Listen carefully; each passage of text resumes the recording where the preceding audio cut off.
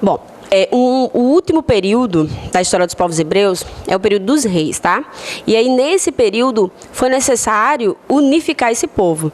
E aí, essa unificação fez com que fosse instaurada uma monarquia. Então, essa monarquia, esse período dos reis, aí ela dura por volta de 1050 a 1070, até mais ou menos, né, 70 a.C. Os reis que se destacaram nesse período foi Saul, Davi e Salomão. Mas aí a gente vai hoje comentar a respeito praticamente só de Davi e Salomão, que foram, né, os mais importantes. Davi, acredito que também vocês devem conhecer, né? Davi é aquele da historinha lá, né, do gigante, que ele matou o gigante Golias, então é bastante conhecido.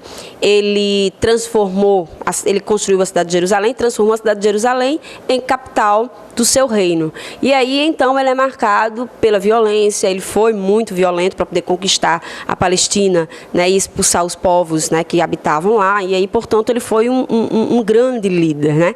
E a história de Davi, a Maria já conhece. Com relação a Salomão, Salomão, ele teve uma grande preocupação, que era filho de Davi, tá? Vamos lembrar que Saul não era pai de Davi, Saul comete suicídio, e aí Davi acaba né, assumindo o controle. A história religiosa diz que ele assumiu o controle a partir do momento que ele mata o gigante Golias. Mas Salomão era, sim, filho de Davi. E aí Salomão dá continuidade ao governo do pai, fortaleceu o exército, ele tinha uma grande preocupação com relação a isso, né, um exército forte, para exatamente se manter no poder, ampliou o comércio e construiu o Templo de Jerusalém. Essa característica, né, de construir, né, foi um dos principais feitos do governo de Salomão, construir o Templo de Jerusalém, e a construção desse templo precisou de muitos recursos. Então, durante o governo dele, houve uma grande cobrança de impostos, houve um grande aumento de cobrança de impostos e, lógico, consequentemente, uma insatisfação muito grande. Salomão é justamente aquele, né, que era casado, tinha 300 mulheres, tinha 700 concubinas, ou seja, mais de 1000 mulheres só para esse cara. E aí, então, para manter toda essa galera, né, todas essas mulheres, para poder, então, manter todo o seu luxo, se de um lado existia riqueza, de um outro lado existia uma grande miséria. E isso aí, claro, ocasionou uma série de revoltas durante o seu governo, ok? Mas aí, um dos grandes feitos seria justamente a construção desse templo, ok?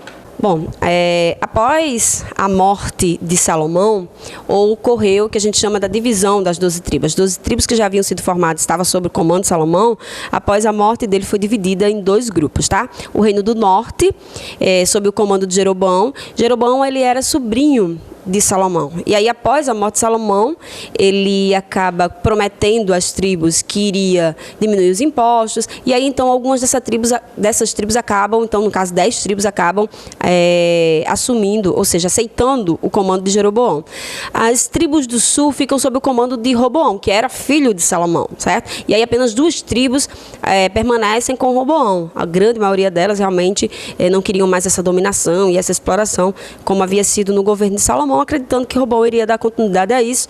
Então, a grande maioria dessas tribos acabam se aliando mesmo a Jeroboão, ao Reino do Norte.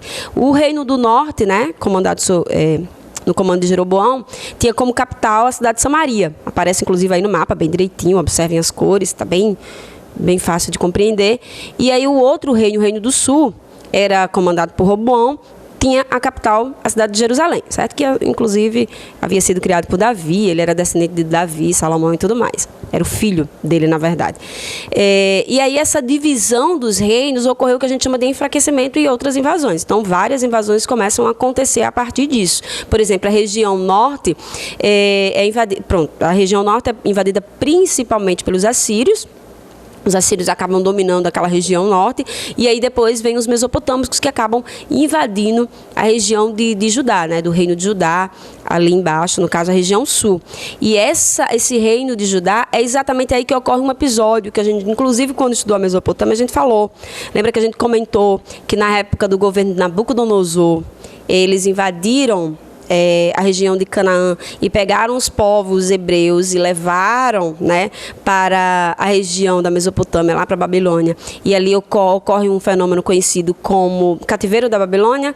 Pois é, então isso que a gente já havia comentado em sala de aula realmente acontece aí nesse momento, tá? Só lembrando, o reino de cima era o reino de Israel, essa parte azulzinha, e o reino de baixo, o reino de Judá, tá? Então, eu não tinha ainda destacado esses nomes. Sim, e aí depois vem o período dos romanos. Os romanos também invadem essa região, né? E aí, então, no período em que os romanos invadem a região de Canaã, aí tem início o que a gente chama de diáspora, tá? A diáspora hebraica é exatamente o momento de dispersão. Diáspora quer dizer isso, quer dizer dispersão.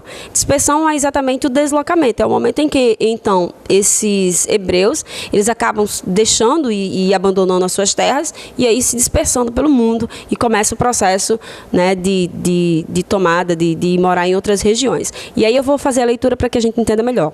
A resistência ao domínio romano e ao processo de romanização imposto pelo povo, pelos romanos, ocasionou a expulsão dos hebreus da sua região. Então, os hebreus, como eles já tinham uma cultura, né, uma religião, eles não aceitavam a imposição dos povos romanos.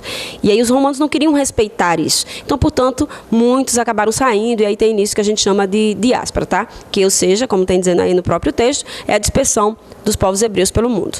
Judeus, né? Que aí esse termo judeu, é interessante até comentar que depois da tribo de Judá, então esses povos hebreus passam então a ser denominados de judeus. E atualmente, justamente por causa da criação do Estado de Israel, então eles também podem ser denominados de israelitas, ok?